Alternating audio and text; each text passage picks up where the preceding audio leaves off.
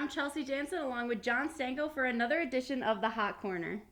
I know everyone's talking baseball, but we have to talk football now. Yeah, the NFL free agency has finally opened up, and there was a lot of high-profile signings. Let's start with the New York Jets signing wide receiver Eric Decker, formerly of the Denver Broncos. Let's start with the obvious. There is a huge discrepancy between Peyton Manning and Geno Smith in terms of quarterback.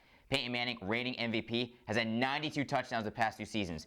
Combined, the New York Jets quarterbacks since 2008 have had 80 total touchdown passes. So mark my words, Eric Decker will not have double-digit receiving touchdowns, and he will not have 1,000-yard receiving. I would avoid him at all costs.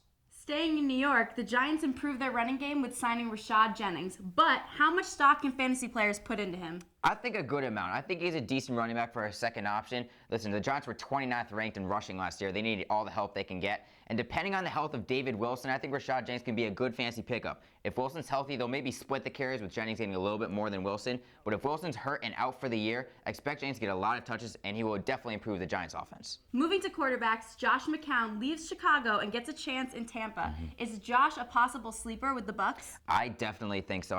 He has the top 10 capability in terms of fantasy quarterbacks. Want to know why? He can throw the deep ball really well, and Vincent Jackson will definitely benefit from that, along with Mike Williams. Also, this Tampa Bay team, they're looking for a resurgence, and new head coach Lovie Smith, he will instill a new sense of confidence with the Bucs. Their team will improve drastically, and Josh McCown will be the leader of that offense.